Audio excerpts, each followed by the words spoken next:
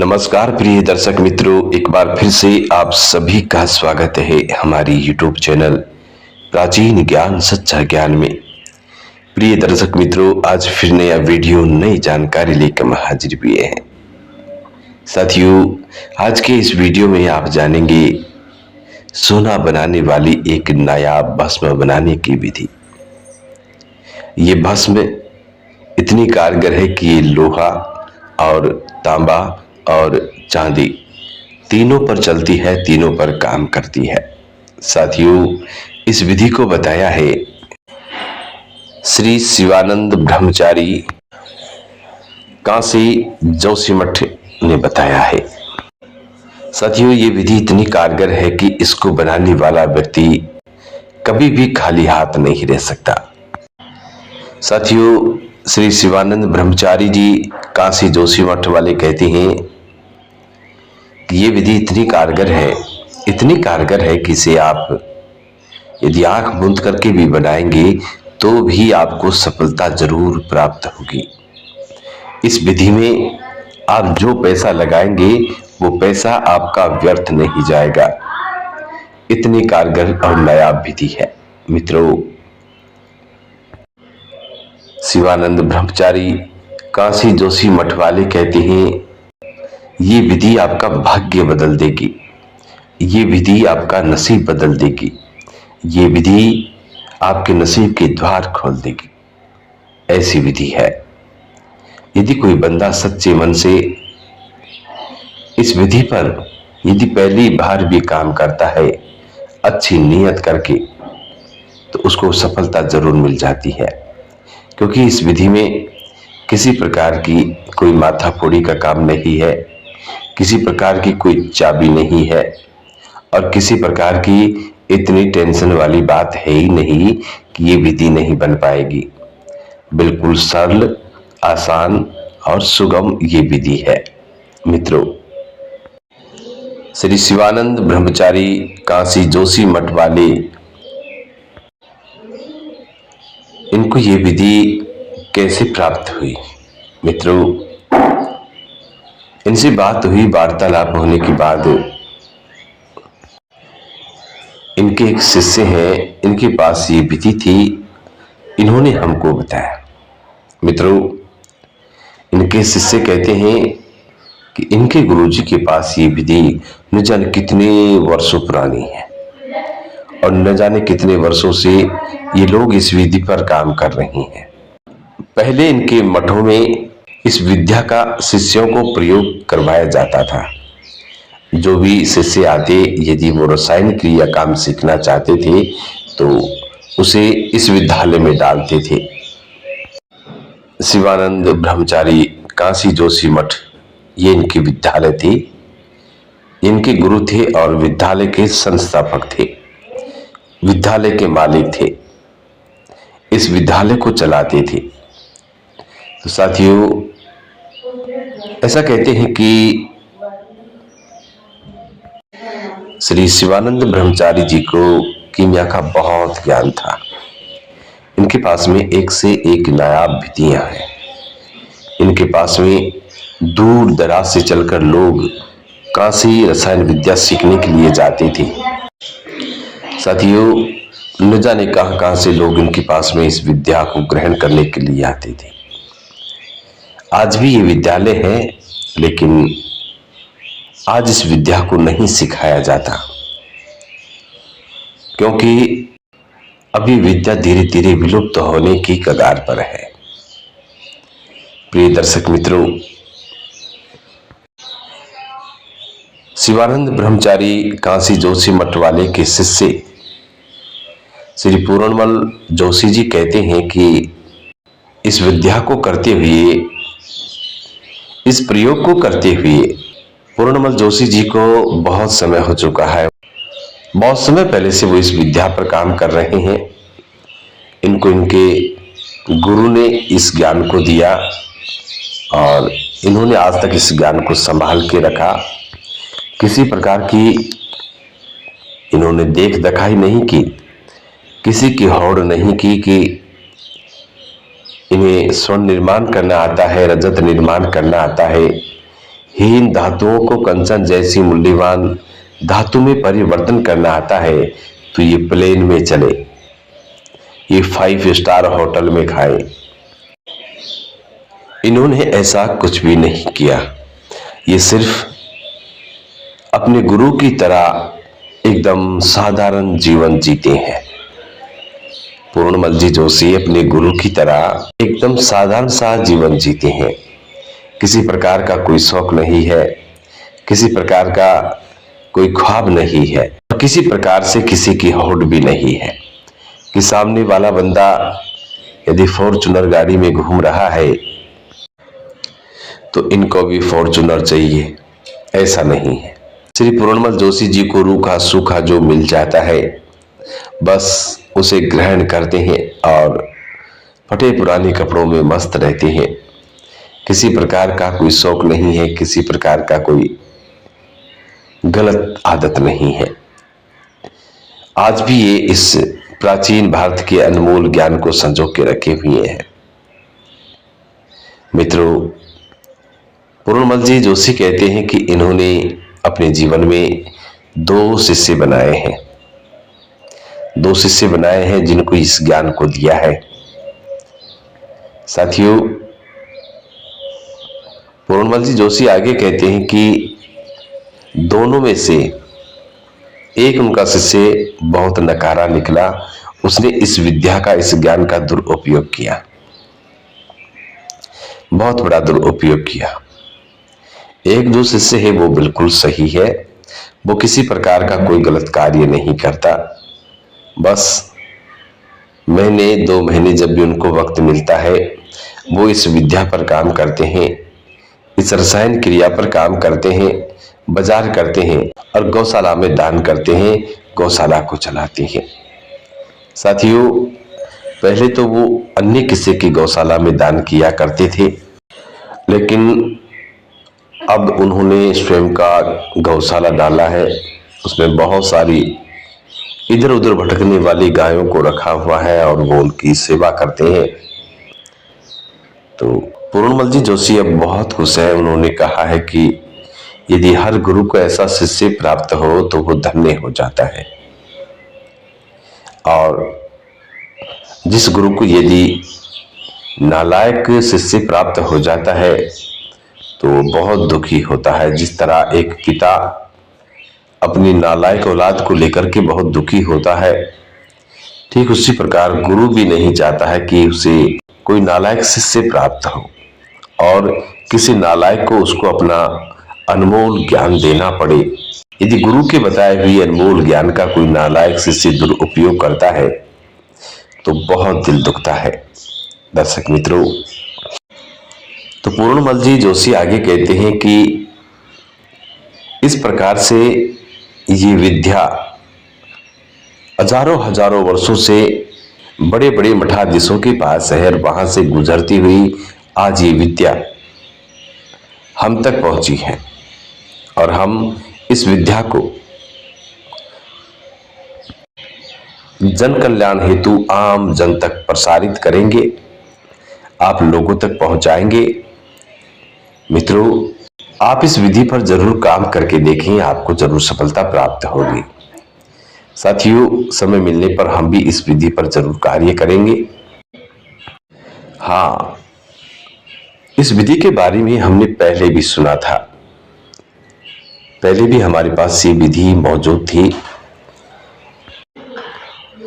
लेकिन कुछ बातें ऐसी थी जो समझ में नहीं आ रही थी क्योंकि लिखी हुई थी ये, और लिखाई के अंदर कुछ शब्द ऐसे कटे हुए थे, कुछ शब्द ऐसे थे जो समझ में नहीं आ रहे थे कि आखिरकार ये क्या लिखा है। इसी वजह से ये विधि गलत हो रही थी और गलत होने के नाते इसको नहीं बनाया गया, इस पर काम नहीं किया गया। मित्रों, पहले ये जो विधि हमारे पास आई वो एक ग्रंथ में लिखी हुई थी, एक प्राचीन ग्रंथ था, हस्तलिखित ग्रंथ है। उस संपूर्ण ग्रंथ को हाथ से लिखा हुआ है, हाथ से लिखा गया है। तो उसको पुरानी जो हिंदी है, प्राचीन भारत की जो हिंदी लिपि थी, उस प्राचीन भारत की हिंदी लिपि के अंदर उस संपूर्ण ग्रंथ को लिखा गया है। मित्रों, उसके गणित भी अलग है और हिंदी के शब्दकोश भी अलग है। हाँ, कुछ शब्दकोश समझ में आते हैं, लेकिन कुछ शब्द ऐसे हैं जो आज बिल्कुल समझ में नहीं आती, क्योंकि आज के लोगों की जो हिंदी है ये बहुत अलग है और प्राचीन भारत के लोगों की जो हिंदी थी वो बहुत अलग थी। इसलिए आज की ये विधि मित्रों वैसे तो पहले से है, लेकिन कुछ शब्दकोश की वजह से ये समझ में नहीं आ रही थी। लेकिन आज फिर से ये विधि, ये अनमोल ज्ञान पूर्णमल जी जोशी की वजह से हमारे पास पहुंचा है और हम इस ज्ञान को अब आम जन कल्याण हेतु आम लोगों तक पहुंचाएंगे। दर्शक मित्रों, पूर्णमल जी जोशी कहते हैं कि इस प्रयोग को यदि बंदा अपने जीवन में एक बार भी कर लेता है तो उसका जीवन धन्य हो जाता है, उसका भाग्य बदल जाता है, उसके हाथों की रेखाएं बदलने लगती हैं और उस व्यक्ति का भाग्य बदलकर वो व्यक्ति धनवान हो जाता है, लखपति हो जाता है। साथियों, इसके अलावा पूर्णमल जी जोशी कहते हैं कि ये विधि जिस घर में बनाई जाती है, जिस घर में इस प्रयोग को किया जाता है, उस घर में कभी नकारात्मक ऊर्जा प्रवेश नहीं करती है। उस घर में सकारात्मक ऊर्जाओं का वास होता है। भगवान शिव, मां लक्ष्मी की असीम कृपा उस व्यक्ति पर होती है, उसके परिवार पर होती है, जो व्यक्ति सच्ची श्रद्धा से इस विधि को अपनाता है और इस विधि को बनाता है। मित्रों, पूर्णमल जी जोशी कहते हैं कि जो भी बंदा इस विधि विधान को अपने घर पर अपने सह परिवार के साथ बैठकर बनाता है या स्वयं अकेले में बनाता है, तब भी उसके संपूर्ण परिवार पर भगवान शिव की असीम कृपा रहती है और उसके जितने भी पाप दोष जो भी उसने अपने जीवन में किए हैं या घनघोर पाप क्यों ना किया हो, वो भी नष्ट हो जाते हैं, समाप्त हो जाते हैं और वो निष्पाप हो जाता है, उसका कायाकल्प हो जाता है। और यदि बंदा इस विधि से पारद को कायम करके उस पारद के शिवलिंग को अपने घर में स्थापित करता है, अपने घर में, अपने घर के मंदिर में पारद से बने शिवलिंग को स्थापित करता है, इस विधि से बने हुए पारद के शिवलिंग को यदि अपने घर में स्थापित करता है तो भगवान शिव साक्षात उस व्यक्ति के घर में विराजमान हो जाते हैं, जिस घर में इस विधि से बने हुए पारद के शिवलिंग को स्थापित किया जाता है। मित्रों, और उस व्यक्ति के तमाम बिगड़े हुए काम बनने लगते हैं, तमाम उसकी इच्छाएं पूरी होने लगती है। तो साथियों, ऐसी है आज की ये नायाब विधि जिसे पूर्णमल जी जोशी ने हमें बताया है और पूर्णमल जी जोशी को इनके गुरु श्री शिवानंद ब्रह्मचारी काशी जोशी मठ इनका पता है और इनका नाम भी। तो इन्होंने पूर्णमल जी जोशी को सिखाया और पूर्णमल जी जोशी ने आम जन कल्याण हेतु इस विधि को आज हमारे साथ शेयर किया है। तो मित्रों, इस विधि को शुरू करने से पहले जो लोग हमारे YouTube चैनल प्राचीन ज्ञान सच्चा ज्ञान पर नए मेहमान बनकर के आए हैं, हमसे नए जुड़े हैं, वो लोग हमारे चैनल को जरूर सब्सक्राइब करें, बेल आइकन ऑन करें, अच्छे अच्छे कमेंट किया करें ताकि आने वाले हर वीडियो का नोटिफिकेशन सबसे पहले आपको मिले और आप लोग उसका फायदा उठा सके। प्रिय दर्शक मित्रों, हमारे इस YouTube चैनल में बताई गई हर जानकारी पुराने शास्त्र या पुराने ऋषि मुनियों से प्रमाणित होती है। मित्रों, इसलिए हमारी बताई गई हर जानकारी बिल्कुल सही और सटीक होती है। हमारी बताई गई जानकारी पर आप निसंकोच होकर कार्य कर सकते हैं। तो चलिए मित्रों, अब शुरू करते हैं आज की ये नायाब विधि। इसे आप जरूर बनाएं। साथियों, ये विधि आपके पैसा जाया नहीं जाने देगी, आपकी मेहनत को बेकार नहीं जाने देगी। तो साथियों, अब इस विधि को आप ध्यान से सुने। जरूरत पड़े तो इस विधि को आप किसी पेन की सहायता से किसी कॉफी या कागज में लिख करके रख लें। साथियों, श्री पूर्णमल जी जोशी कहते हैं कि सबसे पहले आप सिंगरफ से पारा हासिल करें। साथियों, सिंगरफ से पारा निकालने की विधि तो आप सभी जानते होंगे। तो आप सिंगरफ से पारा निकालें। नहीं जानते हो तो हम आपको बता दें कि आप 2 तोला 3 तोला सिंगरफ लें, उसे नींबू पानी के साथ रगड़ाई करें, खूब रगड़ाई करें। इसके बाद किसी घड़िया में भरकर ऊपर दूसरी घड़िया लगा दें। किसी घड़े में उस पूरे मवाद को रख दें, ऊपर से दूसरा घड़ा लगा दें, मुख मुद्रा कर दें और चूल्हे पर चढ़ा दें। मंद मंद अग्नि दें। साथ ही ऊपर वाले घड़े पर पानी का पौधा देते जाए, पानी का गीला कपड़ा रख दें और नीचे वाले घड़े पर आग दें। धीरे धीरे वो पार उड़कर ऊपर वाले घड़े पे चले जाएगा, ऊपर वाले घड़े में आ जाएगा। फिर मुख मुद्रा खोलकर उस पारद को निकाले।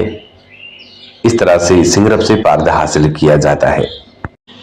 तो आप 1 तोला शुद्ध सिंगरफ से निकला हुआ पारद लें। फिर इस पारद को आप 20 या 21 दिन तक बगरंडा का पौधा यानी कि रतन जोत का पौधा, रतन जोत के पौधा के दूध में इस पारद को घोटे। जब 21 दिन रतन जोत के दूध में इस पारद की घुटाई हो जाए, फिर इसके बाद डंडा थोर के दूध में 21 दिन घोटे। साथियों, डंडा थोर आम जगह पर मिल जाती है। एक साधारण सा पौधा होता है, तो डंडा थोर आपको आराम से मिल जाएगी। उसके दूध में 21 दिन घोटे, घोटते जाएं और पुट देते जाएं, घोटते जाएं पुट देते जाएं, यानी कि भावना देती जाएं। और फिर कर्मता के रस की पुट देवे। साथियों, कर्मता का पौधा भी साधारण पौधा होता है, ये भी आपको बड़े आराम से मिल जाएगा। तो कर्मता के पौधे की आप 21 पुट दें। फिर इस संपूर्ण मवाद को उठाएं और किसी कुर्स बल में धरें, अच्छी कपड़ मिट्टी करें, अच्छी मुख मुद्रा करें, कपड़ मिट्टी करें और इसे आग में फूंक दें। ध्यान रहे, आग ज्यादा तेज नहीं होनी चाहिए, बिल्कुल मंद आग में इसे फूंकना होगा। साथियों, पूर्णमल जी जोशी कहते हैं कि यदि आग तेज करोगे तो मामला बिगड़ भी सकता है। कभी कभी बार अग्नि की वजह से मामला खराब हो जाता है। और यदि आप बड़े ध्यान से और बड़े गौर से करेंगे, आग पर नियंत्रण रखेंगे, तो ये प्रक्रिया एक बार में ही बन जाती है। बस आपको सिर्फ आग पर नियंत्रण रखना है। आग बिल्कुल नॉर्मल देनी है, कम आग में से फूंकना होगा। साथियों, इसके बाद आप गोखरू जो होता है, गोखरू के पंचांग की धीरे धीरे आग दे, बिल्कुल धीरे धीरे, वो सुलगता रहेगा। ऐसी आग आपको देनी है। गर्म रहेगा, सुलगता रहेगा, तो धीरे धीरे गोखरू के पंचांग की आग बहुत अच्छी लगती है। इसके अलावा जो पुरानी इमली होती है, पुरानी इमली, यदि इसकी आग दे तो ये भी बहुत बेस्ट रहता है। ऐसा पूर्णमल जी जोशी ने बताया है। गोखरू का पंचांग और पुरानी इमली, इसकी आंच देने। साथियों, मैंने पहले बताया कि एक पौधा कर्मता। अब कई लोग कमेंट करेंगे, जी कर्मता का पौधा क्या होता है? तो हम आपको बता दें मित्रों, कर्मता का पौधा लोनिया होता है, जो बारिश के मौसम में पैदा होता है, जिसे लूनिया भी कहते हैं, लोनिया भी कहते हैं। गांव में लोग इसकी सब्जी भी बनाते हैं, तो लोनिया को ही कर्मता कहते हैं। प्रिय दर्शक मित्रों, जब अग्नि ठंडी हो जाएंगी तो आप इस पारद को बाहर निकालेंगे, घड़े का ढक्कन खोलेंगे, क्रुसिबल का ढक्कन खोलेंगे, तो आप देखेंगे कि आपका ये पारद बिल्कुल कायम और बिल्कुल चमकीला हालत में होगा। साथियों, ये पारद भस्म पाउडर में होगा। इस पारद की भस्म को निकालकर किसी कांच की बोतल में तुरंत डालें और बंद करके रख दें। मित्रों, अब आपको जब भी इस पारद भस्म का चमत्कार देखना है, तब आप एक तोला तांबा पिघलाएं। उस तांबे में यदि आप एक मासा इस पारद भस्म की मारते हैं, तो साथियों वो संपूर्ण ताम्र 24 कैरेट के गोल्ड में तब्दील हो जाता है। मित्रों, इसी तरह यदि आप इस पारद से बनी भस्म को लोहे को पिघलाकर उसमें मारते हैं, तो वो भी 24 कैरेट का शुद्ध गोल्ड होता है। मित्रों, इसके अलावा इस पारद भस्म को यदि आप सिल्वर यानी कि चांदी को पिघलाकर उस चांदी में इस पारद भस्म को एक मासा मारते हैं, तो चांदी भी 24 कैरेट के गोल्ड में तब्दील हो जाती है। मित्रों, इस विधि से बना हुआ सोना बिल्कुल शुद्ध होता है। तो साथियों, ये थी आज की नायाब विधि जिसे पूर्णमल जी जोशी ने बताया है, और पूर्णमल जी जोशी को उनके गुरु शिवानंद ब्रह्मचारी काशी जोशी मठ वाले इन्होंने बताया है। तो मित्रों, आशा करते हैं, उम्मीद करते हैं कि आज की ये अनमोल जानकारी आप लोगों को बेहद पसंद आई होगी और इस जानकारी से आप ढेर सारे लाभ उठाएंगे। साथियों, अब मिलते हैं आने वाली नेक्स्ट वीडियो में। तब तक आप लोग अपना ख्याल रखें और हमें आज्ञा दें। जी नमस्कार, धन्यवाद। हर हर महादेव। जय भोलेनाथ, जय शिव शंभो।